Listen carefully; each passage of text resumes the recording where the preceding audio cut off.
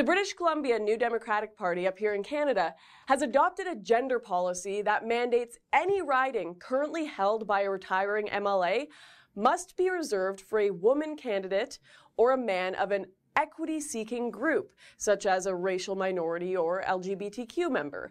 This policy seems slightly racist and sexist, however, it's pretty straightforward in its instructions.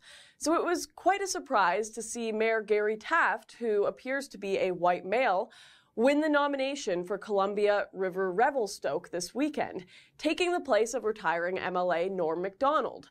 To make things even better, Gary Taft won against former Invermere councillor Spring Hawes, a female who is in a wheelchair. Now, while the wider world understands that being a special snowflake with a woman card, gay card, or race card doesn't help your cognitive abilities or competency in a position, Taft still has to play within the NDP rules. So how did he do it? Well, Gary Taft claimed that he was of a mystery minority status that he doesn't want to talk about.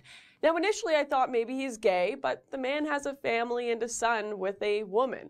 So what is this random minority status? Well, during election time, nobody knew. He just got approval from the NDP headquarters to be designated as a minority, and the rest of us were left in the shadows.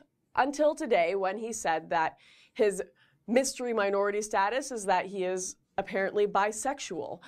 Now, quite frankly, if I were a white male running for the NDP, I would absolutely claim mystery minority status or lie about being bisexual. I mean, it's not like anyone is going to bring a guy to a meeting room and say, prove it.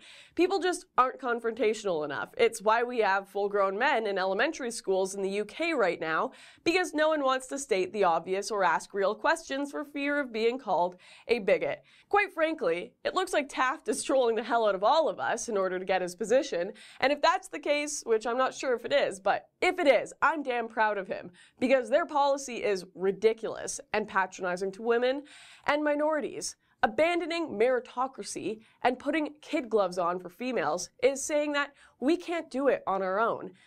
These women can't possibly compete with the superior white straight male. The truth is that we can, and there are plenty of distinguished women that have done so without this patronizing gender mandating policy.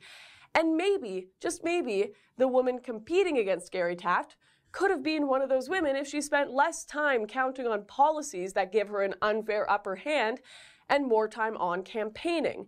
Spring Hawes claimed that she wasn't happy with Taft because it doesn't feel like the spirit of the NDP gender policy was honored, and that she's disappointed because there was a lot of people who worked very hard and invested a lot of time and energy into advancing the party toward equity and inclusion.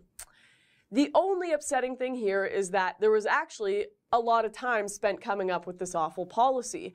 Your constituents don't care about your genitals. They want to see good policy, a kind politician, and a hard-working one, not someone who feels entitled to a position because of bureaucratic counterproductive policies that everyone hates. So while this policy is still in place for the BC NDP, I can't blame a single person for claiming mystery minority status, pretending to be gay, identifying as omnigender, or even identifying as black. The options are endless in this brave new world of postmodern thought. Unfortunately, because of the NDP's poor policymaking, they've left cheating the system as the only way to ensure that the best man or woman wins, and that the constituents get the best representative possible, regardless of color or gender. If you enjoyed that video, make sure to subscribe to The Rebel Media for more and to hit that like button.